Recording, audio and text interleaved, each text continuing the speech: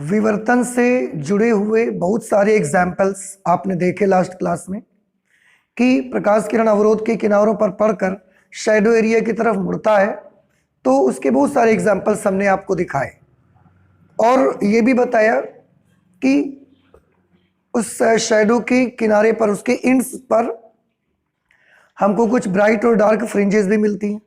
अब आज हमें इसी चीज़ को स्टडी करना है कि लाइट का ये जो मुड़ना होता है, पहली बात तो लाइट अगर मुड़ती है शैडो एरिया की तरफ तो कितने एंगल से मुड़ती है ये स्टडी करेंगे हम। दूसरी चीज, जो शैडो के एंड्स पर ब्राइट और डार्क फ्रिंजेस हमें मिलती हैं, तो वो ब्राइट डार्क फ्रिंजेस क्यों बन जाती हैं, इन सब बातों को स्टडी करेंगे और इनसे जुड़ी हुई चीज़ें, बहुत सारी चीज़ें पढ़ाई करेंगे। तो जिस तरह से आपने देखा था कि जब व्यतिकरण में, इंटरफियरेंस में ब्राइट और डार्क फ्रिंजेस बनी थी, तो उनमें एक एक्सपेरिमेंट किया गया था। इसको बोला गया था Young's double slit experiment, Young के द्विक रेखा छिद्र का प्रयोग। और उससे फिर हमने ब्राइट और डार्क फ्रिंजों को समझा कि क्यों होता है। और वहां पर आपने देखा कि अगर पर्दे के किसी बिंदु पर पहुंचने वाली तरंगों के बीच का पथांतर 0, lambda, 2 lambda, 3 lambda, 4 lambda, 5 lambda इस तरीके का है, तो पर्दे के उस बिंदु पर हमको दीप्त फ्रिंज मिलती है, ब्राइटनेस मिलेगी। लेकिन अगर पर्दे के किसी बिंदु पर पहुंचने वाली तरंगों के बीच का पथांतर लैम्डा बाई 2 का विषम गुणज है, lambda by 2, 3 lambda by 2, 5 lambda by 2, 7 lambda by 2, 9 lambda by 2 इस तरीके का है, तो पर्दे के उस बिंदु पर हमको अदीप्त फ्रिंज मिलती है। दीप्त मीन्स ब्राइट फ्रिंज और अदीप्त मीन्स डार्क फ्रिंज। ठीक है, अच्छा। और उसी तरह से जो डिफ्रैक्शन में फ्रिंजेस बनती हैं, इनको भी समझने के लिए एक एक्सपेरिमेंट किया जाएगा। और उस एक्सपेरिमेंट का ये फिगर हमने बना के रखा हुआ है। इसमें आपने देखा था जिस तरीके से कि व्यतिकरण को समझने के लिए, इंटरफेरेंस को समझने के लिए डबल स्लिट का एक्सपेरिमेंट हुआ था। उसमें कितनी स्लिटें हमने बनाई थी? 2। लेकिन ये जो डिफ्रैक्शन पैटर्न है, इसको समझने के लिए, इसके एक्सप्लेनेशन के लिए हमें केवल एक स्लिट की जरूरत पड़ती है, केवल एक स्लिट बस। इसलिए यहां पर भी पर्दा बना हुआ है, यहां पर भी बना हुआ है, केवल इतनी सी जगह खुली हुई है, यही वो स्लिट है। स्लिट बहुत छोटी होती है, हम पहले भी आपको कई बार बता चुके हैं कि जैसे आप एल्यूमिनियम की फॉइल लीजिए, एल्यूमिनियम की पन्नी आती है, आप उसको लीजिए और उसके ऊपर ब्लेड से ऐसा एक चीरा लगा दीजिए। तो एल्यूमिनियम की पन्नी में ब्लेड से ऐसा चीरा लगा देंगे, वो इतनी पतली स्लिट बनेगी कि हमको दिखे भी ना हो सकता है, लेकिन उतनी बड़ी स्लिट ही हम यूज करते हैं। तो हमने इतनी बड़ी क्यों बना दी?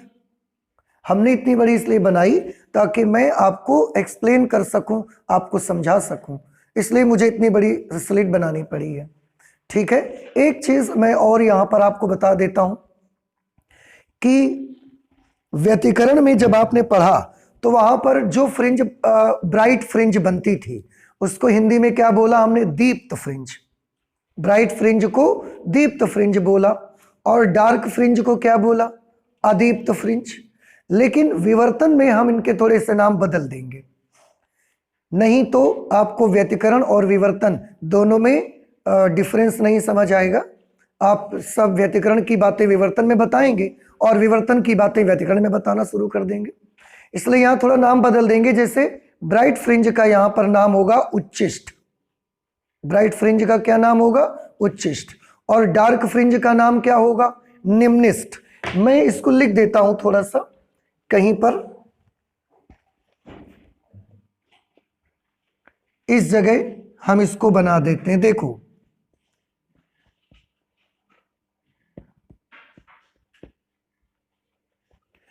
ब्राइट फ्रिंज को यहां पर हम बोला करेंगे उच्चिष्ट और डार्क फ्रिंज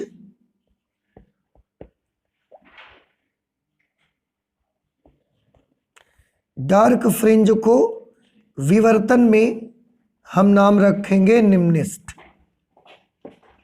तो ये थोड़ी सी बातें आपको याद रखना है। ब्राइट होगी तो उच्चिष्ट, डार्क है तो निम्निष्ठ, इस तरीके के नाम हम रखेंगे। और देखिए इस एक्सपेरिमेंट का नाम क्या है? इस एक्सपेरिमेंट का नाम है सिंगल ओपनिंग डिफ्रैक्शन। जो व्यतिकरण हमने किया था उसमें डबल स्लिट बनी हुई थी और यहां पर क्या है? सिंगल स्लिट लगी हुई है।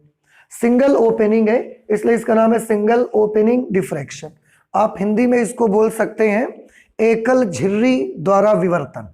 तो आप चाहें तो आप हेडिंग बना सकते हैं एकल झिर्री द्वारा विवर्तन। एकल झिर्री द्वारा विवर्तन, जल्दी से नोट करिए। एकल झिर्री द्वारा विवर्तन।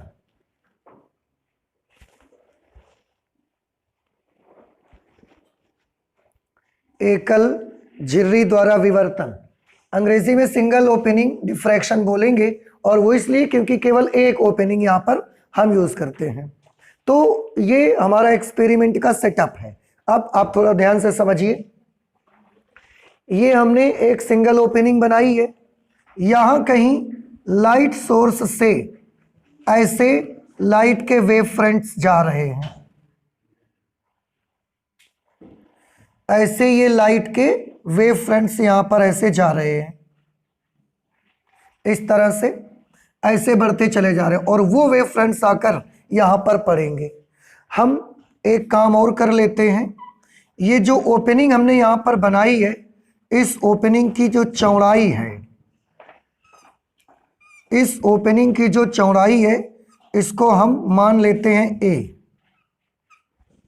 हमने मान लिया कि ये ए चौड़ाई की ओपनिंग यहां पर बनी हुई है, ठीक है, ये पूरी ए। इससे कुछ दूरी पर हमने एक पर्दा लगाया हुआ है, ये स्क्रीन लगी हुई है, ये वाली डिस्टेंस हम मान लेते हैं डी। यहां से स्लिट से इस पर्दे तक की दूरी हमने मानी कैपिटल डी, ये व्यतिकरण में भी हमने माना हुआ था, तो आप उसी से समझ लें कि ये वाली डिस्टेंस डी है और ये पर्दा लगा हुआ है यहां पर। अब आप थोड़ा गौर से देखिएगा, ये एक पॉइंट है,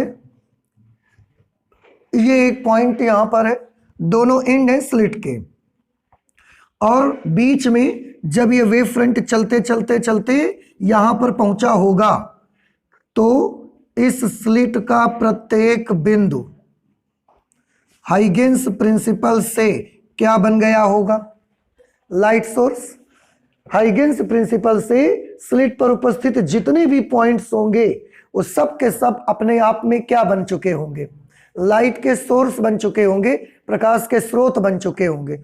और लाइट सोर्स बन चुके इसका मतलब क्या हुआ? सबसे लाइट वेव्स आगे की तरफ चलेंगी, ठीक है।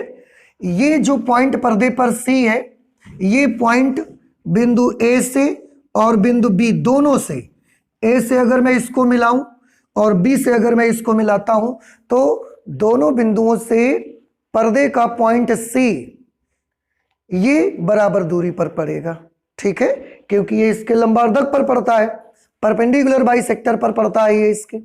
तो ए से जाने वाली वेव जब सी पर पहुंचेगी और बी से जाने वाली वेव जब सी पर पहुंचेगी, दोनों के पथांतर में दोनों का पथांतर जीरो रहेगा, क्योंकि दोनों के पाथ लेंथ बराबर रहेगी, तो पथ का अंतर कितना होगा? जीरो, और जीरो होगा इसलिए पॉइंट सी कैसा होगा? ब्राइट।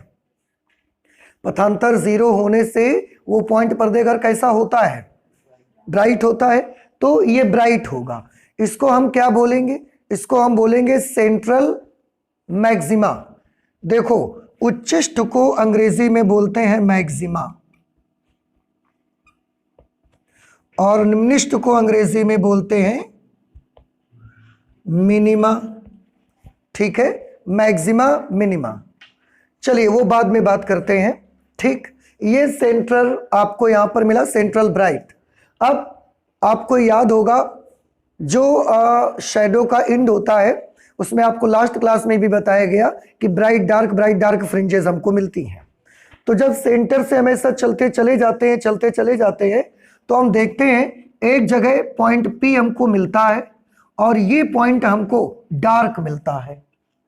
ये पॉइंट हमको कैसा मिला? डार्क। निम्निष्ठ मिला, यहां पर हमको अंधेरा मिला, समझ आया? तो अब यही तो हम एक्सप्लेन करना चाहते हैं। आपको याद हो लास्ट क्लास में भी हम बार बार यही बात कर रहे थे। एक्सप्लेन यही तो हमको करना है ना, कि आखिरकार जब यहां सब जगह ब्राइट था तो चलते चलते हमको ये डार्क फ्रिंज क्यों मिली। हम इसी को एक्सप्लेन करना चाहते हैं, इसी को बताना चाहते हैं कि अगर बीच में यहां सब जगह ब्राइट था तो फिर चलते चलते हमको डार्क क्यों मिला। तो हमने मान लिया कि जब इसके सेंटर से हम ऐसा चल के जाते हैं तो बिंदु P हमको एक डार्क पॉइंट मिलता है, एक निम्निष्ठ मिलता है हमको। और ये डार्क क्यों हुआ इसी को मैं एक्सप्लेन करके आपको बताना चाहता हूं, इसी को एक्सप्लेन करके मैं आपको समझाना चाहता हूं। तो हमने सबसे पहले क्या मान लिया कि P एक निम्निष्ठ है। P एक निम्निष्ठ है means P is a dark point. मान लिया कि P डार्क पॉइंट है और ये डार्क क्यों हुआ हम यही समझना चाहते हैं, हुआ ही क्यों डार्क आखिरकार। अच्छा, अब ये सेंटर से इस सोर्स का जो ये सेंटर है स्लिट का, स्लिट कहेंगे इसको, झिर्री, यहां से सेंटर को मिला दिया हमने। अब अगर हम यही सेंटर से इस पॉइंट P को मिलाते हैं, आप थोड़ा ध्यान से देखिएगा, ये एक लाइन इस बिंदु से ऐसा सीधे जाती है, C को मिलाती है पर्दे पर, यहीं से एक लाइन और जाती है जो बिंदु P को मिलाती है। इस डॉटेड लाइन और ये जो कॉन्टिन्यूअस लाइन है, इन दोनों के बीच बेटा आप देख रहे हैं एक एंगल बन रहा है, बन रहा है एक एंगल। इस एंगल को हमने मान लिया थीटा, और इस एंगल को क्या बोलेंगे हम, थोड़ा ध्यान से देखिए। ये एंगल जो थीटा है किसके किसके बीच का है, ऐसे सीधी लाइन है, पहले सी को मिलाती है, फिर ऐसे थीटा है। और आप ध्यान से देखें तो ये जो थीटा कोण है ये बिंदु P की कोणीय ऊंचाई है। बिंदु P की हाइट हम दो तरह से बता सकते हैं। देखो, अगर ये चीज हम नापेंगे तो ये है बिंदु P की रेखीय ऊंचाई, लीनियर हाइट कहा जाएगा इसको।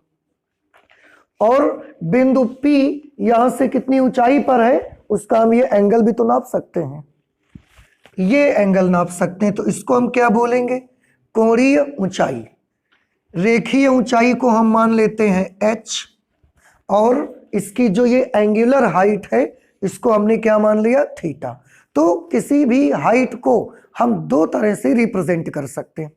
एक, ऐसे लाइन में अगर नापेंगे तो ये रेखीय ऊंचाई कितनी है, लीनियर हाइट कहेंगे इसको। और अगर ये ऐसे ऊंचाई पर है तो क्षैतिज से ये कितना कोण बनाता है वो एंगल भी हम नाप सकते हैं, और उसे हम क्या बोलेंगे, उसे कोणीय ऊंचाई बोलेंगे, एंगुलर हाइट बोला करेंगे।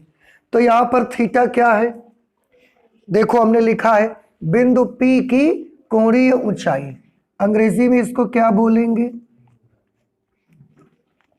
Angular height of P। P की कोणीय ऊंचाई उसको कहा जाएगा। और H को क्या कहा जाएगा, H को कहा जाएगा लीनियर हाइट।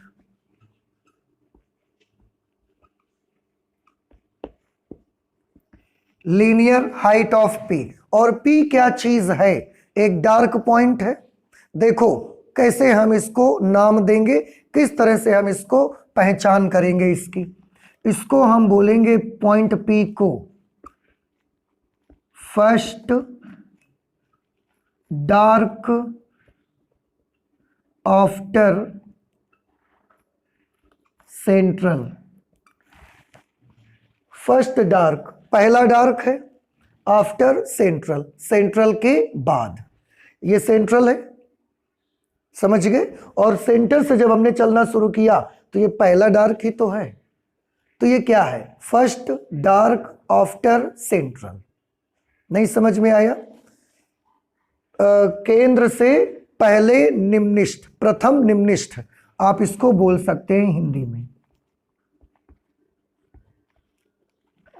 प्रथम निम्निष्ठ। जैसा कि मैंने बताया, डार्क को यहां पर क्या बोला करेंगे, निम्निष्ठ, और ब्राइट फ्रिंज को यहां पर क्या बोला करेंगे, उच्चिष्ठ।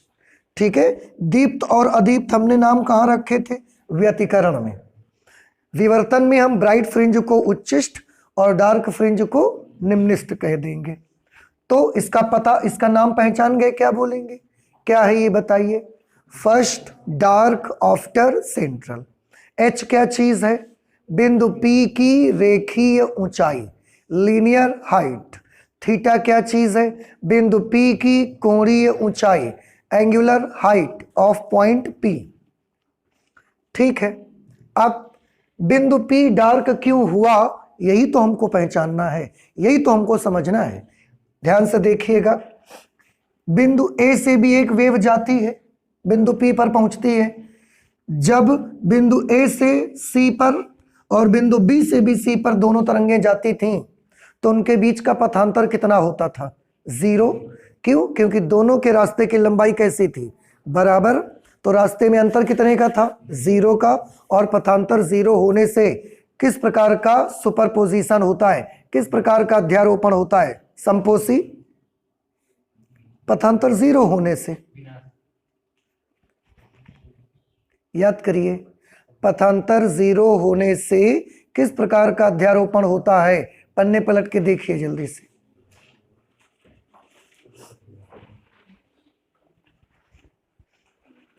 अभी हमने 2 ही दिन पहले इसको पढ़ा हुआ है और आप भूल गए। पथांतर अगर 0 है तो किस प्रकार का अध्यारोपण होगा, संपोषी, कंस्ट्रक्टिव, और वहां पर कौन सा पॉइंट मिलेगा, ब्राइट। तो बिंदु C पर पथांतर 0 है, इसलिए बिंदु C पर कौन सा अध्यारोपण हुआ, संपोषी। संपोषी अध्यारोपण होने से यहां पर क्या मिला, ब्राइट पॉइंट मिला हमको। ठीक है, अच्छा, अब थोड़ा ध्यान से देखिए, बिंदु A से P पर वेव पहुंची और बिंदु B से भी P पर वेव पहुंची। ये जो बीच में लाइट सोर्सेस बन गए हैं, इनसे भी तो P पर पहुंच रही होगी। ठीक है, हम केवल A और B वाली अभी देख रहे हैं वेव को। ठीक है, तो A से भी P पर पहुंची, B से भी P पर पहुंची, और आपको खुद देखने में लग रहा होगा कि जो A से P पर पहुंची है उसकी पाथ लेंथ छोटी है, और जो B से P पर पहुंची है उसकी पाथ लेंथ बड़ी है। अब दोनों के पाथ लेंथ में कितने का अंतर है, पाथ लेंथ में अंतर मतलब पथांतर, तो दोनों का पथांतर कितना होगा ये हम समझना चाहते हैं। देखो, इसके लिए हमारे पास 2 मेथड हैं। किसी का भी अंतर, पथांतर समझने के लिए वी हैव 2 मेथड्स। देखिए कैसे, मैं यहां पर आपको बताता हूं। ये बहुत छोटा एंगल होगा वैसे, क्योंकि स्लिट बहुत छोटी होती है। पहले तो एक बात मैं आपको ये समझा देता हूं कि अगर ऐसे कहीं भी 2 लाइंस बनी हुई हैं ऐसे, तो ये एंगल बहुत छोटा है। ये एंगल इतना छोटा है कि लगभग ये किसके बराबर है, 0 डिग्री के बराबर। इतना छोटा ये एंगल होता है। ठीक है, ये लगभग 0 डिग्री के बराबर है। अब अगर इससे मैं यहां पर एक लंब डाल दूंगा, अगर मैं यहां पर एक लंब डाल दूंगा, तो थोड़ा ध्यान से देखिए, ये एंगल इतना छोटा है कि ये ऑलमोस्ट 0 डिग्री है। ये एक त्रिभुज बन गया यहां से लंब डालने पर। अगर ये एक त्रिभुज बन गया तो त्रिभुज के तीनों कोणों का जोड़ कितना होना चाहिए, 180। अब ये लगभग 0 है, तो इन्हीं दोनों कोणों का जोड़ तो 180 बचा। अगर इन 2 कोणों का जोड़ 180 बचा, उसमें भी आपने लंब डाला है तो ये 90, तो ये भी कितना, फिर ये भी 90। उस वक्त ये दोनों एंगल कितने कितने के हो जाएंगे, 90 90। आप सोचेंगे बिल्कुल 0 तो नहीं होगा, हाँ बिल्कुल 0 नहीं होगा, तो ये भी बिल्कुल 90 90 के नहीं होंगे, तो कितने होंगे, तो 89.9 डिग्री होंगे, 89.8 डिग्री होंगे। लेकिन 89.9, 89.8 ये 90 के तो ऑलमोस्ट इक्वल है। तो ये करीब करीब उस समय कैसे हो जाते हैं, 90 डिग्री के ही एंगल हो जाते हैं दोनों। एक चीज तो ये आपको समझना है।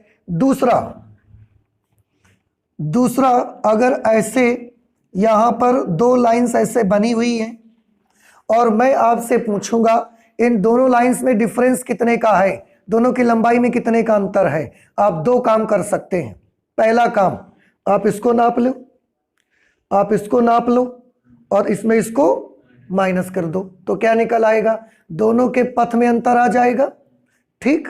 दूसरा काम आप ये भी कर सकते हैं, यहां से एक लंब इस पर डाल दो। ठीक है, अगर ये लंब आपने यहां से इस पर डाल दिया तो ये लंबाई और ये लंबाई आपस में कैसी हो गई, बराबर। इसका मतलब है ये वाली पूरी लाइन इस वाली लाइन से इतनी ही ज्यादा है फिर तो, और पथांतर नापना है तो बस आप इसको नाप लो केवल, तो आपको पता लग जाएगा कि ये वाली लाइन इस लाइन से कितनी ज्यादा लंबी थी, या इस लाइन और इस लाइन में कितने का डिफरेंस है, ये आपको पता लग जाएगा। तो ये एक बड़ा अच्छा तरीका है हमारे पास कि हम इस लाइन की लंबाई और इस लाइन की लंबाई नाप के अलग अलग फिर उनमें डिफरेंस निकालेंगे। ये हमारा एक बड़ा मेथड है। उसके लिए हम बड़ा छोटा मेथड यूज करेंगे। छोटी लाइन से बड़ी लाइन पर लंब डालो, जितना एक्स्ट्रा पोर्शन मिलता है आपको, यही दोनों के बीच का क्या बनेगा, पथांतर बन जाएगा। ठीक है, तो हम ए से पी पर जो वेव पहुंच रही है और बी से पी पर जो वेव पहुंच रही है, इन दोनों के बीच का हम पथांतर देखना चाहते हैं कितने का होगा। तो सबसे इजी मेथड यूज करेंगे। क्या करेंगे बताओ, छोटी लाइन से बड़ी लाइन पर क्या कर दो, एक लंब डाल दो और बड़ी लाइन जितनी एक्स्ट्रा आपको मिलेगी वही दोनों के बीच क्या हो जाएगा, वही दोनों के बीच पथांतर हो जाएगा। तो यहां से हमने इस पर एक लंब डाल दिया, ये देखिए ऐसे, ये हमने एक लंब डाल दिया और ये एंगल कितना होगा यहां पर 90 डिग्री। इसको कुछ पॉइंट मान लें आप, बी एन। ठीक है, तो अब बताएं ए से जो पी पर वेव पहुंच रही है और बी से पी पर जो वेव पहुंच रही है, दोनों तरंगों के बीच पथांतर कितना, आंसर है बी एन। ठीक है, तो ए व बी से बिंदु पी पर पहुंचने वाली तरंगों के बीच का पथांतर बी एन। इस बी एन की वैल्यू कितनी होगी, हम ये पथांतर निकालना चाहते हैं।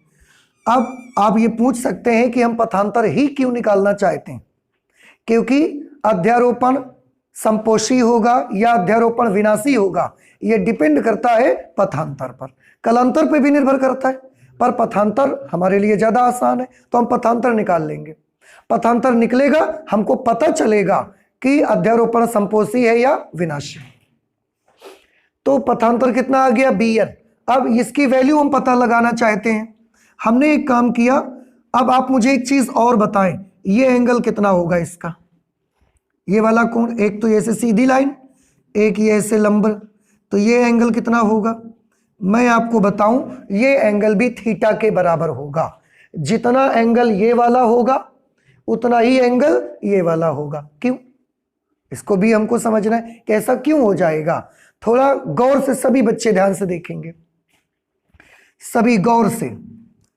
ये लाइन ऐसे आ रही थी तो ये इस लाइन पर लंब थी कि नहीं थी, ये जो पॉइंट जैसे बनाए हमने, ये लाइन ऐसे आ रही थी, यहां ए था, यहां कहीं बी था, यहां ओ है।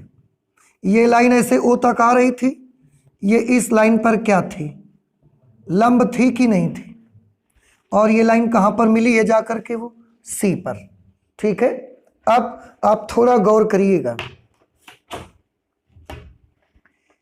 ये हमने मान लिया कि ये है एओ, एओ देखो ध्यान से, ऐसा है कि नहीं, ये है एओ और ये है जो सी पर लाइन जा रही ओ सी। ठीक है, अब ध्यान से देखिएगा, हम इस ओसी को, और ये दोनों आपस में कैसे हैं, लंबवत, हम इस ओसी को थीटा ऊपर उठाएंगे, ये ओसी को ऐसा थीटा ऐसा उठा दिया कि नहीं ऊपर हमने, ये डॉटेड लाइन मिली, समझ आया। ये ओसी ऐसे थी, इसको हमने ऐसा उठा दिया, कितना कोण से उठा दिया, थीटा कोण से।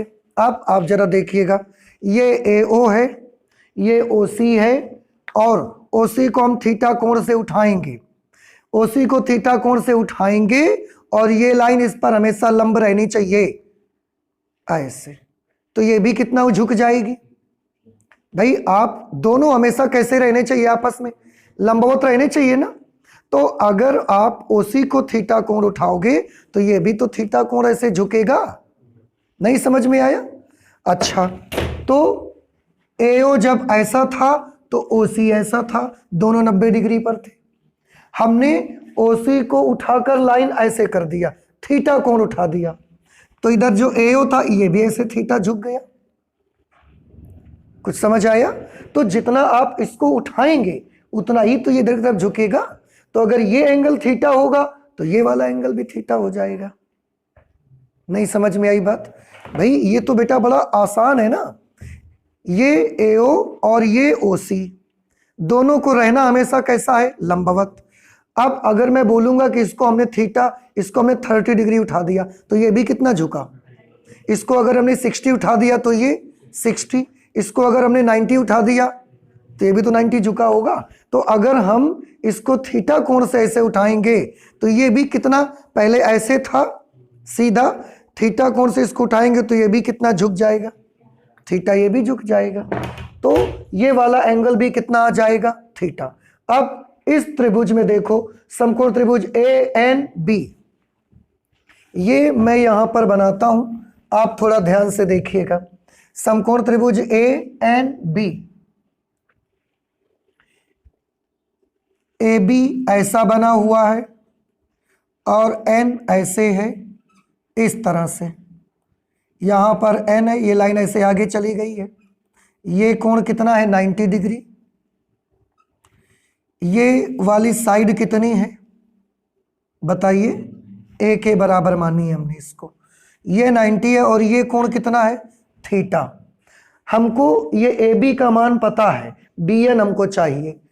तो देखो थीटा के लिए ये काहे का काम करेगा? लंब। 90 डिग्री के ठीक सामने ये क्या है? कर्ण। तो साइन थीटा बराबर क्या होगा? लंब बटे कर्ण। ये हमने बनाया sine theta is equal to BN upon AB। तो BN इज इक्वल टू कितना मिलेगा? AB sine theta. तो पथांतर BN is equal to AB sine theta. AB की वैल्यू कितनी है? AB की वैल्यू A के बराबर है, तो ये आ गया A साइन थीटा। अब A से जो भी तरंग P पर पहुंच रही थी और जो तरंग B से P पर पहुंच रही थी, दोनों के बीच का पथांतर हमको कितने के बराबर मिला? A sine theta. याद रखिए A क्या चीज है? A है स्लिट की चौड़ाई, झिर्री की चौड़ाई। इतनी चौड़ी झिर्री है यहां पर जो हमने बनाई हुई है। इस फिगर से कुछ समझ में आया आपको? ठीक है। अच्छा, अब हमको A से जो तरंग P पर पहुंची और B से जो वेव P पर पहुंची, इन बिंदुओं से भी पहुंच रही होगी, लेकिन हम केवल इनका अभी जिक्र कर रहे हैं। इन दोनों तरंगों के बीच कितने का पथांतर मिला? BN। और वो BN किसके बराबर आया? A साइन थीटा के बराबर। ठीक। अब हमने क्या देखा कि जो बिंदु, अब बिंदु P कैसा पॉइंट अभी हमने माना है? डार्क। इसी को हम एक्सप्लेन करना चाहते हैं कि बिंदु P डार्क कैसे हो गया। तो हमने देखा, हमने इसमें एक बड़ी अजीब चीज देखी कि जो तरंग A से P पर पहुंच रही है और जो तरंग B से P पर पहुंच रही है, इन दोनों तरंगों के बीच का पथांतर अभी हमने निकाला है। और हमने पाया कि जब ये दोनों तरंगों के बीच का पथांतर लैम्डा के बराबर होता है, लैम्डा के बराबर, उस वक्त बिंदु P डार्क होता है। उस वक्त बिंदु P पर अंधेरा होता है, अदीप्त बनता है, निम्निष्ठ फ्रिंज बनती है। कब? जब दोनों तरंगों के बीच का पथांतर कितना होता है? लैम्डा। ये कुछ अजीब लगा कि सीधा लगा आपको? अदीप्त फ्रिंज कब बनती है? जब दोनों तरंगों के बीच का पथांतर लैम्डा बाई 2 हो। लेकिन अब मैं क्या बोल रहा हूं कि A से P पर जो तरंग पहुंची और B से P पर जो तरंग पहुंची, उन दोनों के बीच का पथांतर हमने देखा कि लैम्डा है, लेकिन बिंदु P पर डार्क मिलता है हमको। तो ऐसा क्यों हो गया? हमने लिखा या देखा गया कि बिंदु P एक निम्निष्ठ मिलता है यदि Bn का मान किसके बराबर है? और Bn क्या चीज था? पथांतर। तो अगर A से और बी से बिंदु पी पर पहुंचने वाली तरंगों के बीच का पथांतर लैम्डा है, उस वक्त हमको जो बिंदु पी मिलता है वो डार्क पॉइंट मिलता है, वो एक निम्निष्ठ हमको मिलता है, जो कि व्यतिकरण से बिल्कुल उल्टा है। व्यतिकरण में डार्क पॉइंट कब मिलता था? जब दोनों तरंगों के बीच का पथांतर लैम्डा होता, λ/2 होता था। इसमें लैम्डा पर ही डार्क मिल रहा है। ऐसा क्यों होगा? इसी चीज को हम एक्सप्लेन करेंगे। तो यह देखा गया कि बिंदु P एक निम्निष्ठ मिलता है यदि Bn बराबर लैम्डा। अब Bn की वैल्यू कितनी आई है? तो Bn की जगह पर हम क्या लिख सकते हैं? A sin theta is equal to lambda. जब ये पथांतर लैम्डा के बराबर है उस वक्त पॉइंट P पर क्या मिल रहा है हमको? डार्क पॉइंट मिलता है। ठीक, अब हम एक्सप्लेन करके आपको बताएंगे कि बिंदु P पर डार्क पॉइंट क्यों हुआ, जबकि A और B से पहुंचने वाली तरंगों के बीच का पथांतर लैम्डा था। सुपरपोजिशन में पथांतर लैम्डा होने से ब्राइट पॉइंट मिलता है, लेकिन डिफ्रैक्शन में A और B से जो तरंगे पहुंच रही हैं उनके बीच का पथांतर लैम्डा होने से डार्क पॉइंट मिलता है। ऐसा क्यों? तो आप थोड़ा ध्यान से सुनिए, इसका एक्सप्लेनेशन हम कैसे करेंगे, यहीं पर बस सबसे इंपॉर्टेंट आपका एक बिंदु रहेगा, इसको समझना आपको। ध्यान से देखिए, A से B तक बहुत सारे पॉइंट होंगे, असंख्य बिंदु होंगे, और वो असंख्य बिंदु क्या बन चुके होंगे? असंख्य प्रकाश स्रोत बन चुके होंगे। सबसे लाइट वेव्स निकलकर बिंदु P पर पहुंच रही होंगी, फिर भी बिंदु P डार्क हो गया। ठीक है, कैसे? तो उसका हमने एक्सप्लेनेशन कुछ ऐसे दिया, ध्यान से सुनो। A से जो तरंग पहुंचती है P पर और B से जो तरंग पहुंचती है P पर, कितने का पथांतर है इनके बीच? कितने का पथांतर है इनके बीच में? क्या सुन रहे हैं आप उतनी देर से? यह देखा गया कि बिंदु P एक निम्निष्ठ मिलता है यदि Bn बराबर लैम्डा। पथांतर लैम्डा होने से कौन सा अध्यारोपण होता है? संपोषी अध्यारोपण। और संपोषी अध्यारोपण होने से कौन सा बिंदु मिलना चाहिए? ब्राइट। यहां पथांतर, तो पथांतर λ/2 होने से कौन सा अध्यारोपण होता है? विनाशी। विनाशी अध्यारोपण होने पर कौन सा मिलना चाहिए? डार्क। यहां पर बिंदु P कैसा पॉइंट है? डार्क पॉइंट है, लेकिन A और B से जाने वाली तरंगों के बीच पथांतर लैम्डा है। क्या ये सुइटेबल है? ये सुइटेबल नहीं है, लेकिन हम नकार नहीं सकते क्योंकि यही हमको दिखा, ये हमको दिखा। और जो चीज हमको दिखती है, जो चीज हमको मिलती है, उसको हम नकार कैसे सकते? तो ये क्यों हुआ होगा उसको अब हम एक्सप्लेन करना चाहते हैं। जैसे कोई भी घटना आपने देखी, अब उसको आप बताना चाहते हो कि ऐसा क्यों हुआ, यही हम आपको समझाना चाहते हैं। तो ये सुइटेबल तो नहीं है, लेकिन हो रहा है। तो क्यों हो रहा है वही हम आपको बताना चाहते हैं। तो इस पूरी स्लिट के बीच जितने भी सोर्सेस हैं, हम इन सोर्सेस को दो भागों में बांट लेते हैं। और ये बात याद रखिए, पता नहीं क्या करते रहते हैं आप लोग, बस आप लोगों को जल्दी पड़ी हुई है कि किसी तरीके से काम हो जाए। समझोगे नहीं, मैं यहां पर चिल्लाता रहूंगा, आपको फायदा क्या मिलने वाला है? ध्यान रखिएगा कि इन दोनों के बीच का पथांतर कितना है? लैम्डा। लैम्डा पथांतर होने से ब्राइट मिलना चाहिए, फिर भी डार्क मिल रहा है। यही तो गलत है ना। तो डार्क क्यों मिला, यही मैं एक्सप्लेन करना चाहता हूं, और आप समझने की कोशिश ही नहीं करते। हमने इस पूरे जो सोर्स हमारे पास यहां पर है, ये पूरा जो स्लिट यहां पर है, इसको हमने दो भागों में बांट लिया, बराबर बराबर। एक पार्ट हमने कौन बनाया? AO, और दूसरा पार्ट हमने कौन सा बनाया? OB। दो पार्ट्स में डिवाइड कर लिया। अब मुझे गौर से बताइएगा, इस तरंग और इस तरंग के बीच का पथांतर लैम्डा है। यहां से भी वेव जा रही होगी, यहां से भी जा रही होगी, यहां से भी जा रही होगी, हर जगह से ऐसे वेव जा रही होगी हर पॉइंट से। तो अगर इसके फर्स्ट और लास्ट के बीच का पथांतर लैम्डा है तो इस फर्स्ट और इस मिडिल वाली के बीच का पथांतर कितना होगा? Lambda by 2। समझ आ गया ये चीज कि अगर यहां पर पूरे सोर्सेज मिला के 100 लाइट सोर्सेज हैं, 100, तो हमने उनको दो दो टुकड़ों में डिवाइड कर लिया, दो भागों में। एक भाग में कितने लाइट सोर्सेस आए? 1 से लेकर 50 तक के। और दूसरे भाग में कितने आए? 51 से लेकर 100 तक के। तो अगर 1 नंबर वेव और 100 नंबर वेव के बीच का पथांतर लैम्डा है तो 1 नंबर वेव और 51 नंबर वेव के बीच का कितना का पथांतर होगा? Lambda by 2। समझ आया? तो 1 नंबर वाली वेव पी पर पहुंची, 51 नंबर वाली वेव पी पर पहुंची, दोनों के बीच कितने का पथांतर? लैम्डा बाई 2 का पथांतर।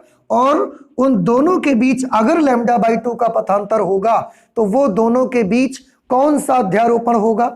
विनाशी अध्यारोपण होगा। और विनाशी अध्यारोपण होके 1 नंबर और 51 नंबर क्या हो जाएंगी?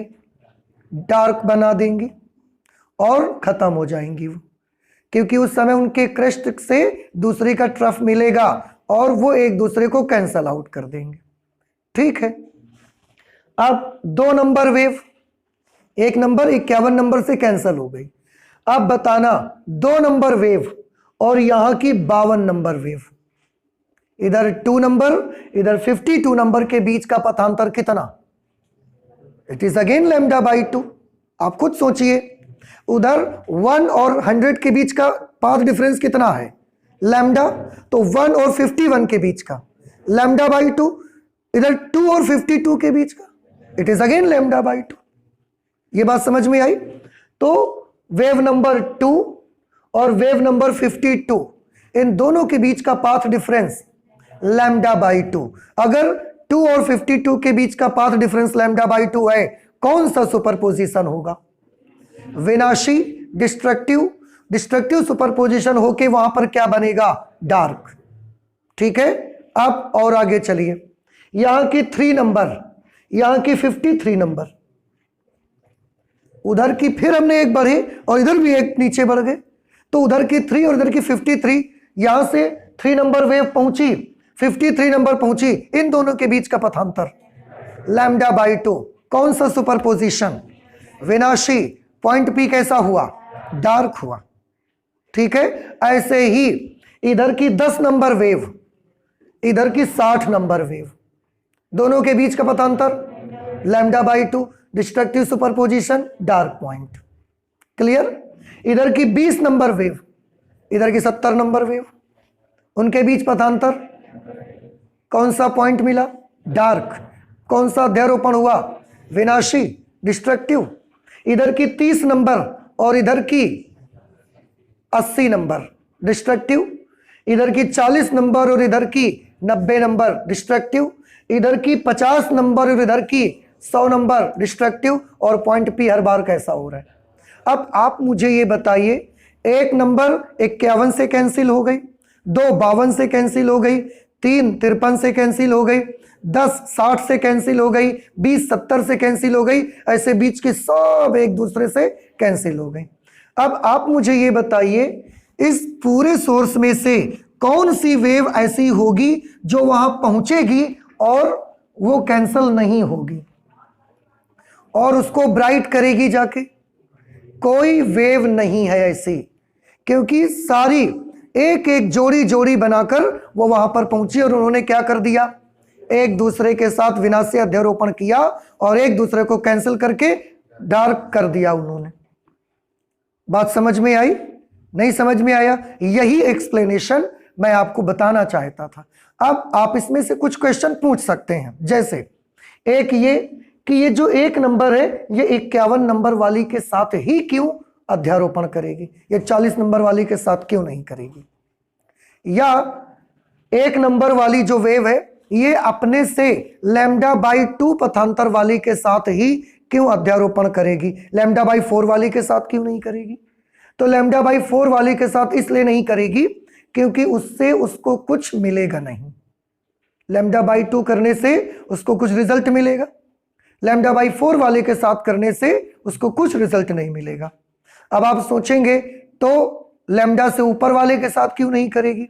अब आप देखिए, जब पहली और आखिरी के बीच का पथांतर लैम्डा है तो बीच में तो किसी तरंग के बीच का पथांतर लैम्डा से ऊपर होगा ही नहीं, सभी के पथांतर लैम्डा से अंदर ही रहेंगे ना।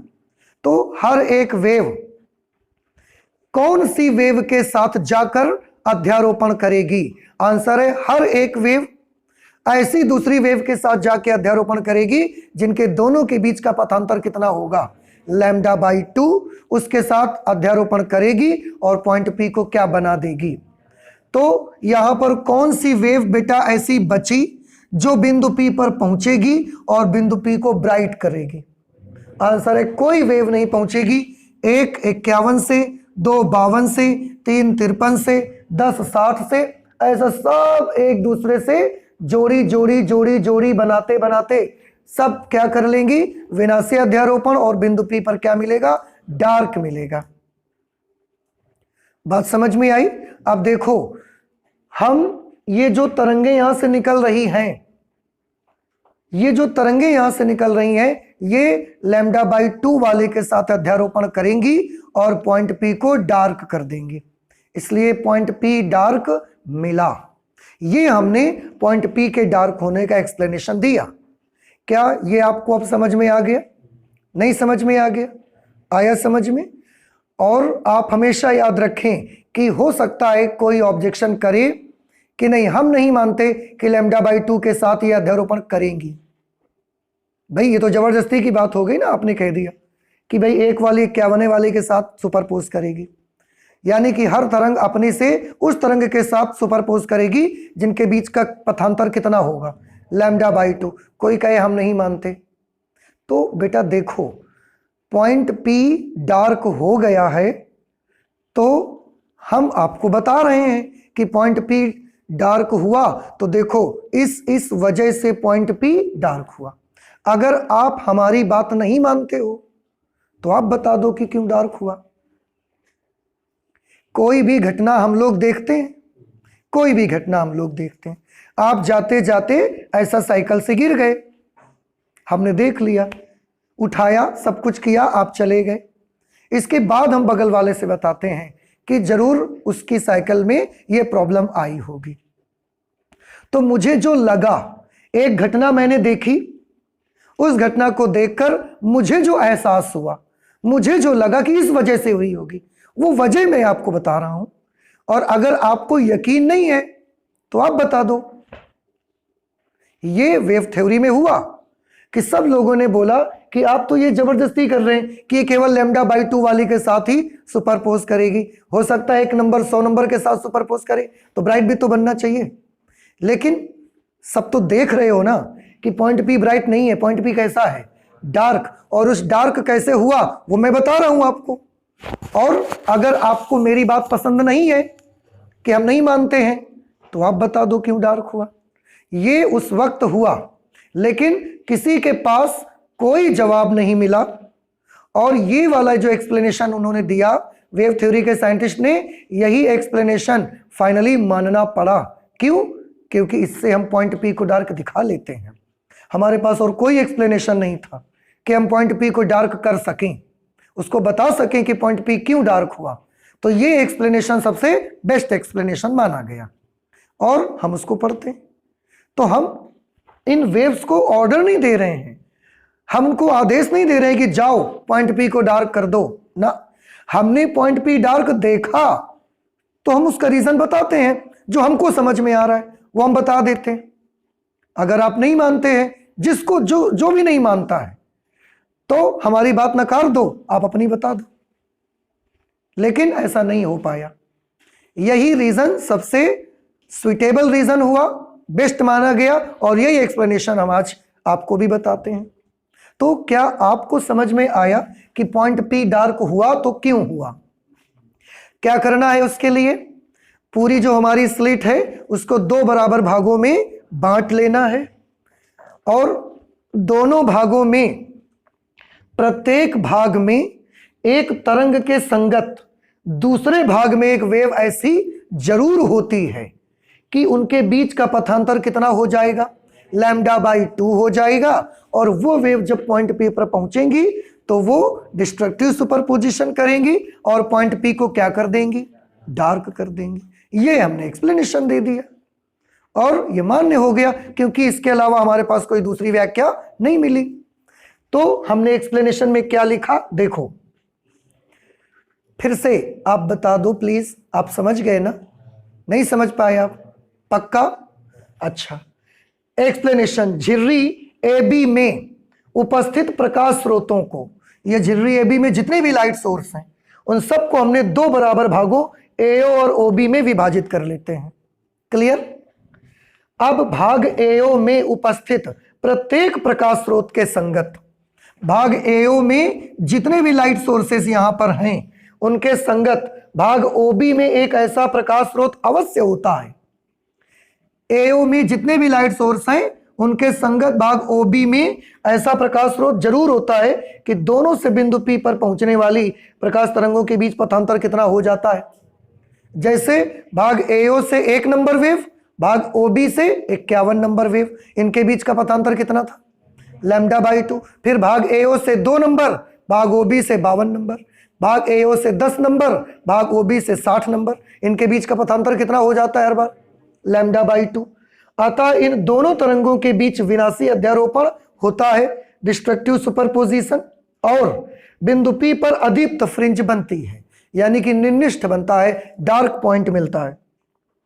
इस प्रकार की तरंगों के प्रत्येक जोड़े, इस तरह की जितनी तरंगें आपको यहां पर होंगी, 1, 51, 2, 52, 3, 53, 10, 7, जितनी भी जोड़े बनेंगे, इस प्रकार की तरंगों के प्रत्येक जोड़े बिंदु P पर विनाशी अध्यारोपण करते हैं, जिसके कारण बिंदु P1 पर एक निम्निष्ठ बिंदु मिलता है। बस इतना सा एक्सप्लेनेशन केवल है उसका। और ऐसा बहुत मुश्किल होता है, ऐसा बहुत रेयर होता है कि एग्जामिनेशन में आपको बोला जाए कि इसको लिख के बताओ, बहुत कम आता है। लेकिन एक as a physics student diffraction जब आप पढ़ते हैं आपको मालूम होना चाहिए कि क्यों आखिरकार पॉइंट P डार्क हुआ, और कोई पूछे तो आप बता तो सकें कम से कम। क्या अब आपको ये पूरा माजरा, पूरा मैटर समझ आ चुका है? नहीं समझ आया?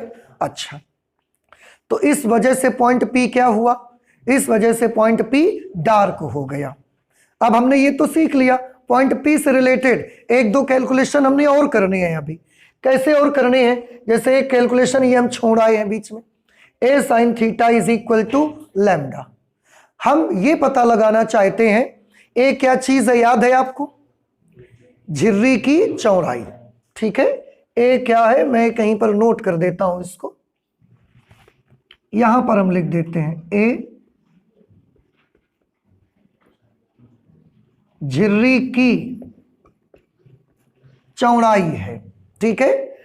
अब हम, जैसे कि हमने लास्ट क्लास में आपको बोला था, हम कई बातें पता लगाना चाहते हैं। एक तो डार्क ब्राइट क्यों मिलता है ये पता लगाना चाहते हैं, तो डार्क हमके क्यों मिला हमने पता लगा लिया। अब ये पता लगाना चाहते हैं कि ये जो तरंग यहां से जो सीधा ऐसे जाना चाहिए था, ये डार्क वाली ऐसे कितना कोण से ऊपर चली गई, कितना एंगल बन गया उसके बीच में, वो एंगल पता लगाना चाहते हैं। तो उसके लिए आप देखिए, ये हम इसको साफ कर देते हैं। यहां पर जो हमारे पास जगह है उस पर मैं आपको बताता हूं, आप गौर करिएगा, क्योंकि ये थीटा यहां पर कैसा कोण होगा, बहुत छोटा कोण होगा।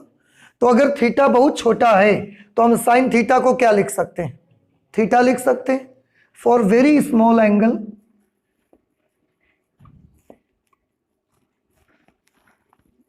For very small angle sine theta is written as theta. तो अगर हम इसकी जगह थीटा लिख देंगे तो क्या मिलेगा, आपको मिलेगा A into theta is equal to lambda. तो थीटा की वैल्यू कितनी आ जाएगी, लैम्डा अपॉन A। आप देखें थीटा क्या चीज है, थीटा बिंदु P की कोणीय ऊंचाई है। आप मींस ये इसका मतलब है कि लाइट ऐसा सीधे जाते जाते थीटा कोण से ऐसा ऊपर चली गई थी, थीटा कोण से मुड़ गई थी। तो देखो ये लाइट के मुड़ने का कोण है। सीधे जाते जाते जब अवरोध पर पड़ेगी तो लाइट थीटा कोण से ऐसा मुड़ जाएगी। समझ में आया? तो अवरोध के किनारों पर पड़कर शैडो एरिया की तरफ जो लाइट मुड़ जाती है, कितनी मुड़ जाती है? Theta is equal to lambda upon a के बराबर लाइट मुड़ जाती है। समझ में आई? तो लाइट के मुड़ने का एंगल हमने पता लगाया। और एक चीज देखिए, लाइट के मुड़ने का ये एंगल किस पर डिपेंड करता है? लाइट के मुड़ने का ये जो एंगल है ये किस पर निर्भर करता है? लैम्डा पर डिपेंड करता है और झिर्री की चौड़ाई पर निर्भर करता है।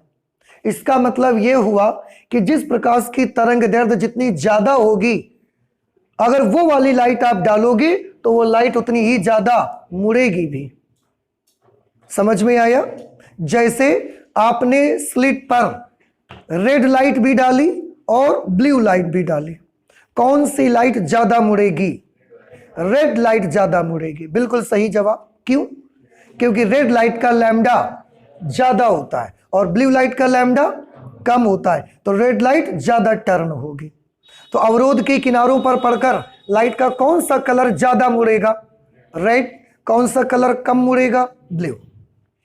ओके, अच्छा। झिर्री की चौड़ाई अगर कम है तो लाइट थीटा कैसा होगा? ज्यादा। झिर्री की चौड़ाई अगर कम है तो थीटा कैसा होगा? ज्यादा।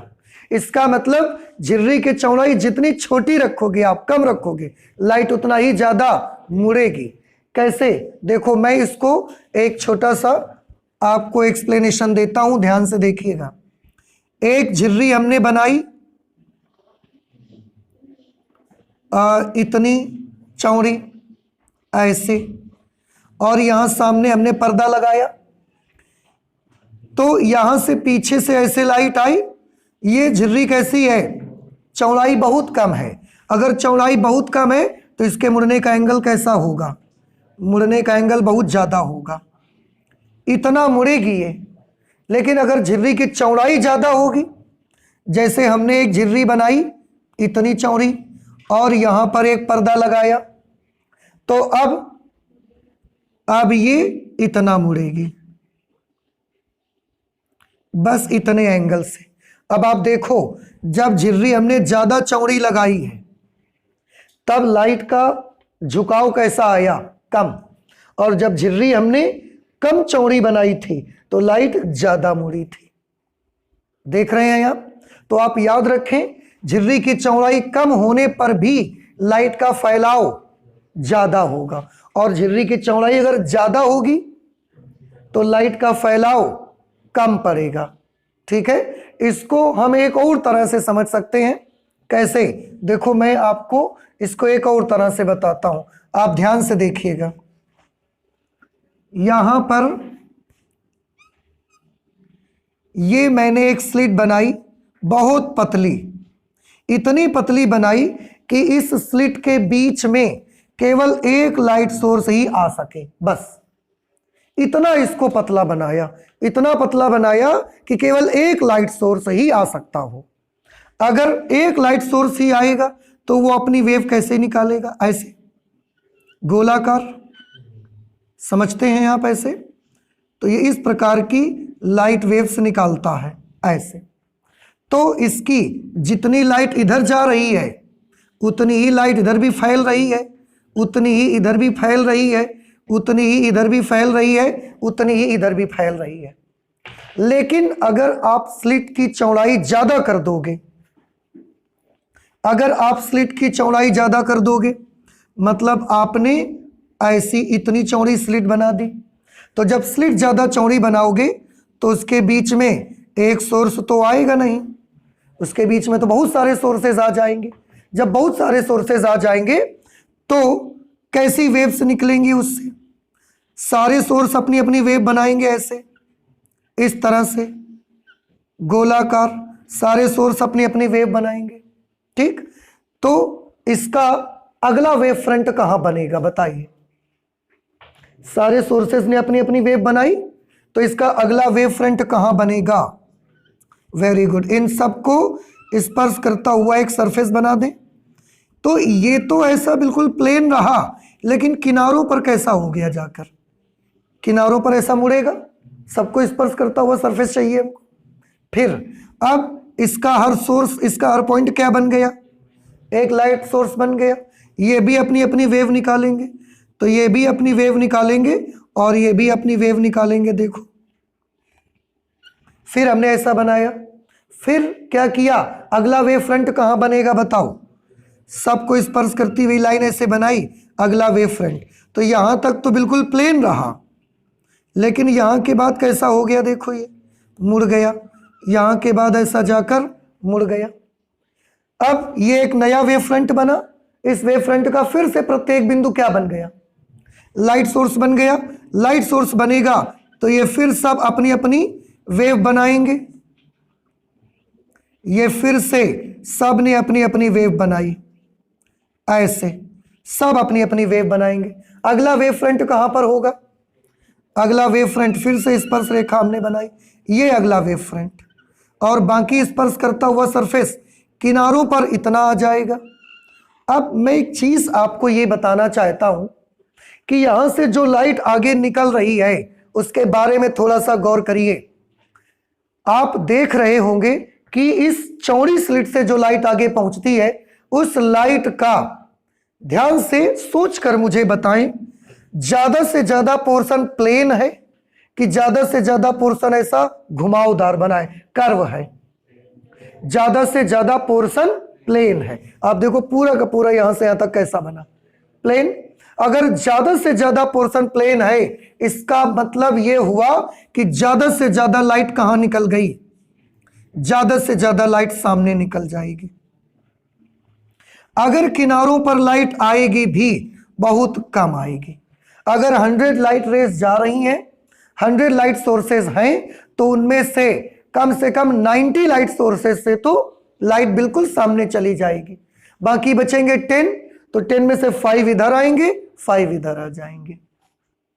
तो अब आप खुद मुझे बताएं ध्यान से देख करके, पहले अगर 100 लाइट रेज हम भेज रहे थे यहां से पीछे से, तो वो 100 ऐसा फैलती थी, 20 20 20 20 20 बराबर बराबर फैलती थी, चारों तरफ ऐसा बराबर फैलती थी।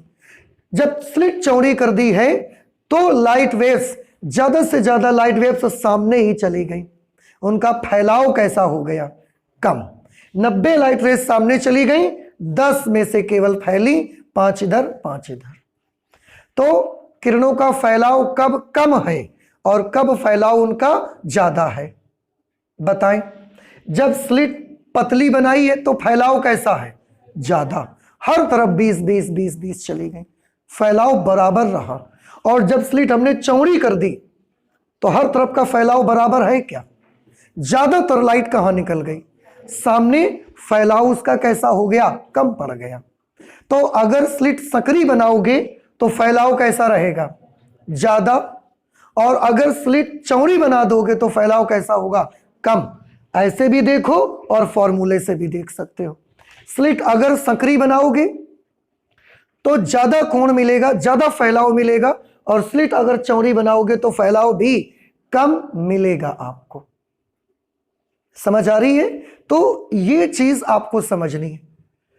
इतना कोण से ये झुक जाएगी लाइट डिफ्रैक्शन में, ठीक है? अब अगर इतने कोण से लाइट झुकेगी तो किस तरफ झुकेगी? क्या इतने कोण से लाइट सिर्फ ऊपर की ओर झुकेगी? ना, आंसर इतने ही कोण से लाइट नीचे भी झुकेगी। नीचे भी जैसा ऊपर जाते जाते पॉइंट पी डार्क मिला, नीचे जाते जाते भी हमको एक पॉइंट कहीं मिलेगा। कैसा मिलेगा?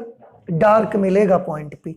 तो जितना ये ऊपर की तरफ झुकी है उतना ही ये नीचे की तरफ भी झुकी हुई है, झुकेगी। और यहां पर भी जाके एक पॉइंट मिलेगा इतनी ही डिस्टेंस पर, जो कि डार्क आपको मिलेगा।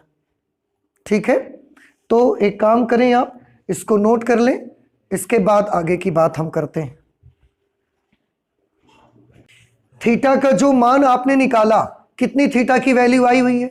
लैम्डा अपॉन ए। थीटा क्या चीज है?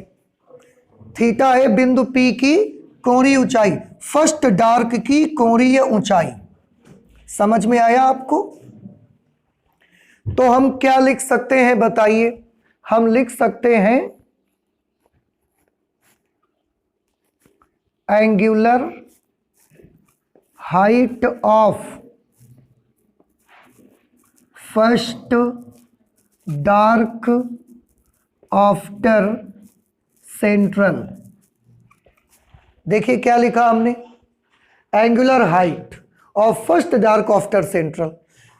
प्रथम जो निम्निष्ठ हमको मिला है उसकी कोणीय ऊंचाई कितनी मिली है आपको?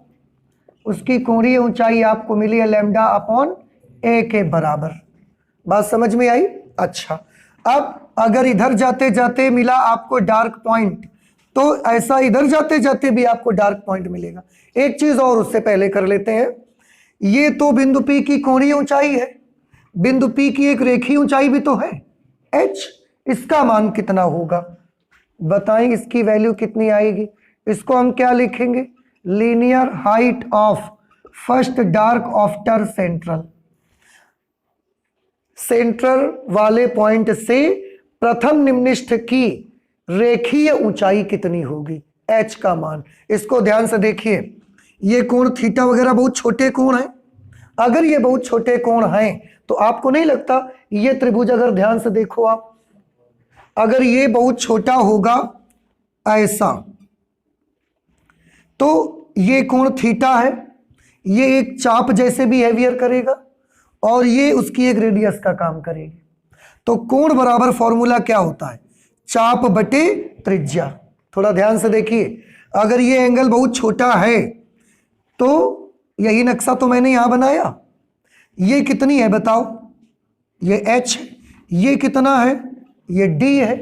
देखो इसमें है, तो कोण बराबर चाप बटे त्रिज्या। क्योंकि थीटा बहुत छोटा कोण है इसलिए कोण बराबर चाप बटे त्रिज्या लगाएंगे तो angle is equal to h upon d।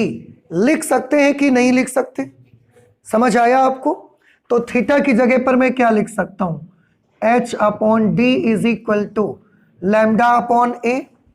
Therefore h की वैल्यू यहां से क्या निकलेगी बताइए?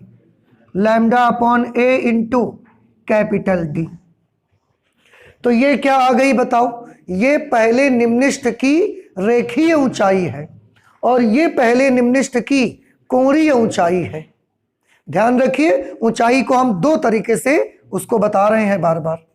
ये क्या है बताओ? थीटा पहले निम्निष्ठ की कोणीय ऊंचाई, और ये क्या है? पहले निम्निष्ठ की रेखीय ऊंचाई है।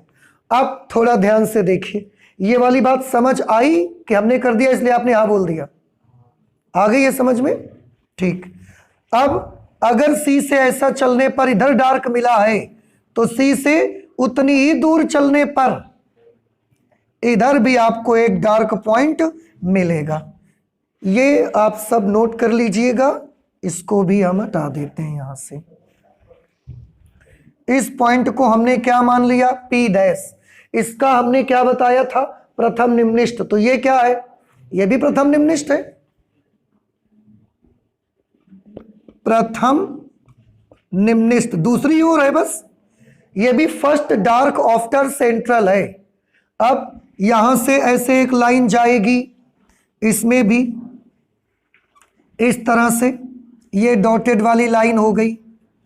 ए से भी एक लाइन इसमें ऐसा जाएगी, बी से भी एक लाइन इसमें ऐसे जाएगी। इस तरह से आपका ये इस तरीके का फिगर तैयार हो जाएगा और यहां पर भी क्या मिलेगा आपको? Dark point. अब आप थोड़ा सा ध्यान से देखिए, इधर भी कितनी दूरी पर मिलेगा? तो आंसर है उतनी ही दूरी पर मिलेगा, h हाइट पर। इधर भी ये वाला एंगल कितना होगा? थीटा इधर भी होगा। ठीक है, इतनी चीजें। अब थोड़ा ध्यान से देखो, यहां ब्राइट था, ब्राइट है, ब्राइट है, ब्राइट है, और यहां पर क्या हो गया? डार्क। तो ब्राइट तब तक ब्राइट है जब तक डार्क नहीं आ जाता। तो यहां पूरा ब्राइट है, इधर भी पूरा ब्राइट है, यहां तक। देख रहे हैं? तो ये बीच में कितनी दूरी तक ब्राइट है, आप देखो यहां से लेकर यहां तक का हिस्सा पूरा क्या है। तो आप जानते हैं इसका हमने क्या नाम रखा हुआ है, इसका हमने नाम रखा है सेंट्रल ब्राइट। इसको हिंदी में क्या बोलेंगे आप, सेंट्रल यानी कि केंद्रीय, और ब्राइट मीन्स उच्चिष्ट। इसको क्या बोला करेंगे, केंद्रीय उच्चिष्ट इसको बोलेंगे हम। नहीं समझ में बात आया आपको, क्यों, क्योंकि ये केंद्र पर है और पूरा इतना हिस्सा ब्राइट है। और एक चीज बताएं, यहां से यहां तक पूरा जो डिस्टेंस होगा इसको हम बोलेंगे केंद्रीय उच्चिष्ट की चौड़ाई बोलेंगे। समझ रहे हैं, पूरा यहां से यहां तक को क्या बोलेंगे, केंद्रीय उच्चिष्ट की चौड़ाई। चौड़ाई भी दो तरह से बताएंगे, एंगल में भी और लाइन में भी। तो अब देखो इसको आप क्या लिख सकते हो, ध्यान से समझिएगा जरा इसको। Angular width of central bright, बताइए क्या मतलब हुआ इसका, केंद्रीय उच्चिष्ट की कोणीय चौड़ाई। बताइए कितनी कोणीय चौड़ाई है, थीटा कोण इधर ऊपर, थीटा कोण इधर नीचे, टोटल कितनी चौड़ाई है एंगुलर इसकी, 2 theta. Very good, 2 into theta. 2 into theta का मतलब क्या है, 2 लैम्डा अपॉन ए। तो 2 लैम्डा अपॉन ए क्या चीज है, केंद्रीय उच्चिष्ट की कोणीय चौड़ाई।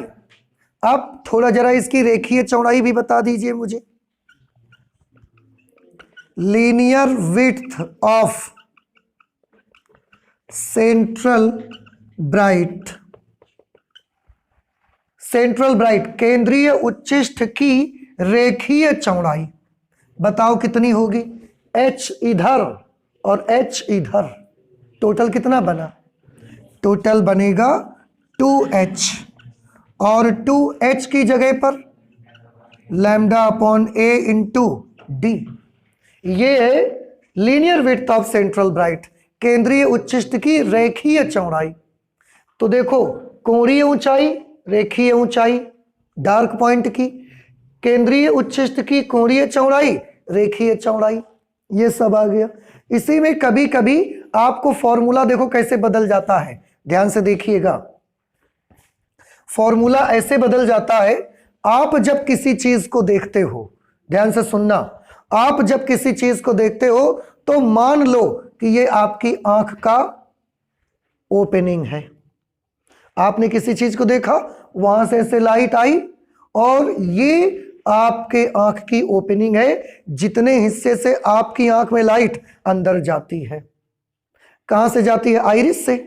तो आइरिस से आंख से अंदर जाती है लाइट, तो वो लाइट अंदर गई, ये वो ओपनिंग है।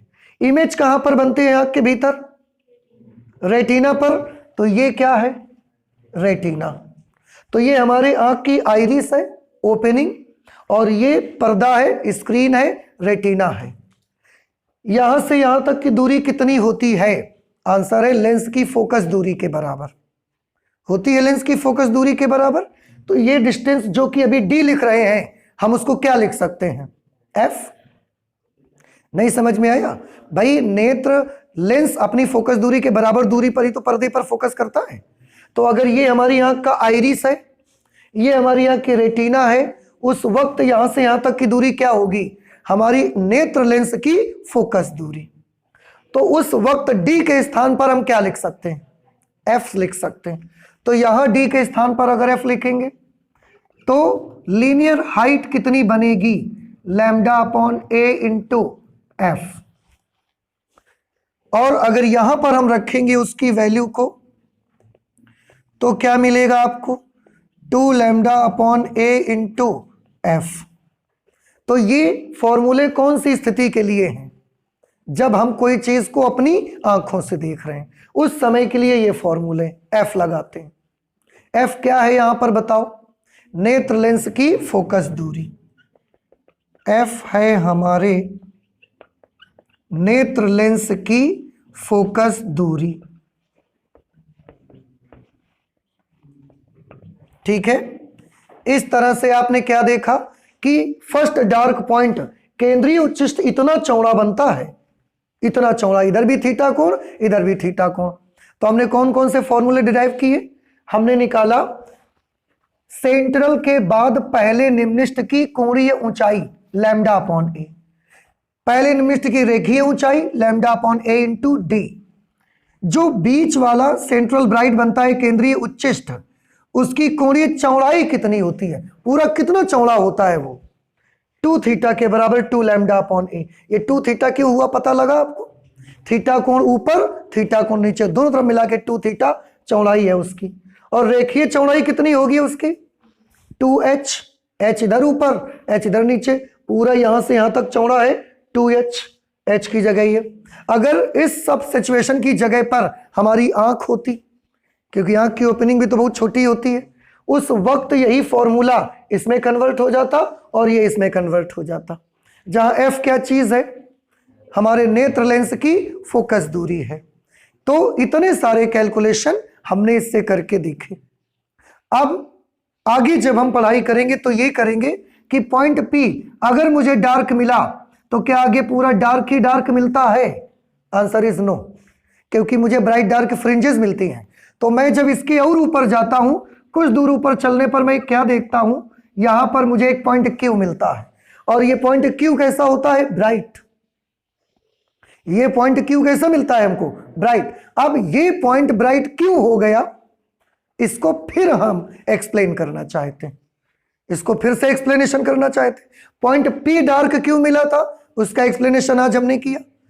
अब पॉइंट P से जब ऊपर चलेंगे तो पॉइंट Q हमको एक कैसा मिलता है? ब्राइट।